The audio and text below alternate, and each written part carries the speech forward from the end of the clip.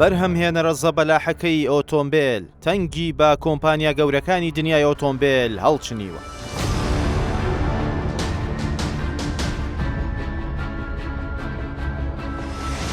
ئەمریکا و ئەوروپاش ترسیان لە داگیرکردنی تەواوەتی بازاڕی ئۆتۆمبیلەکانیان هەیە لەلایەن چینەوە.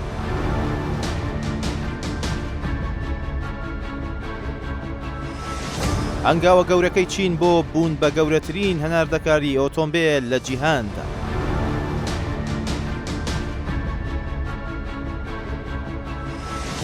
پێشانگا و بازاڕەکانی هەرێم و عێراقیش پڕ بوون لە ئۆتۆمبیلە چینیەکان و شەقامەکانیان تەنیوە.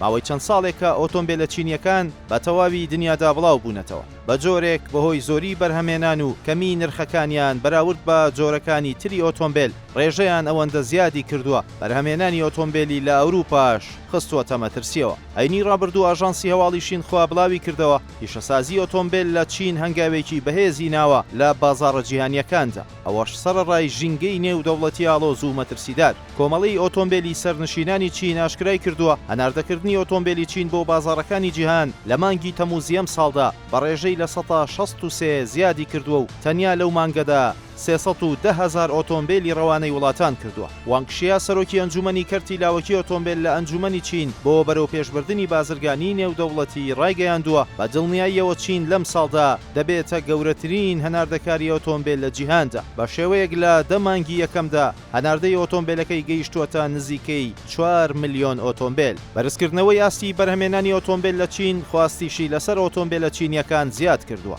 ساڵانی ڕابردوو ژاپۆن وەک پاڵەوانی جیهان لە بەرهەمێنان و ڕەوانەکردنی ئۆتۆمبیلدا دەبینرا و لە تەواوی دنیادا ئۆتۆمبیلە ژاپۆنیەکان خواستیان لەسەر بوو. بەڵام لە ئێستادا چین ئەو پاڵەوانەی بە زەوی داداوە و لە چارەکی یەکەمی ئەم ساڵدا جێگەی گرتەوە. لە کاتێکدا ساڵی 2020 چین لە پلەی شەشەمی ئەم ڕیزبەندیەدا بوو. لە ماوەی چارەکی یەکەمی ئەم ساڵدا چین 1,700,000 ئۆتۆمبیلی هەناردە کردووە. بەوەش بۆ یەکەم جار ژاپۆنی تێپەڕاند و بووە گەورەترین هەناردەکاری ئۆتۆمبیل لە جیهاندا. ئامارەکان لەبارەی بڵاوبوونەوەی ئۆتۆمبیلە چینیەکان لە جیهاندا تەنیا بۆ کۆمپانیا ژاپۆنیەکان مەترسیدار نییە، بەڵکو ئەوروپاشی تووشی شۆک کردووە، چونکە تا دێت قەبارەی هەناردەی ئۆتۆمبیلەکانی بۆ ئەوروپاش بەرز دەکاتەوە و خواستیشی لەسەر زیاد دەبێت. بەوەش کۆمپانیا زەبەلاحەکانی ئەوروپا کە ئۆتۆمبیل بەرهەم دەهێنن لە بەردەم پاشەکشەیەکی گەورەدا. تەنیا لە دەمانگی یەکەمی ئەم ساڵدا چین قەبارەی هەناردەکردنی ئۆتۆمبیلی لە چاو ساڵی ڕابردوودا بە ڕێژەی لە 159.7 زیاد کردووە. تایبەتمەندی بەرز و پێشکەوتوو، دیزاینی نوێ و سەرنجڕاکێش،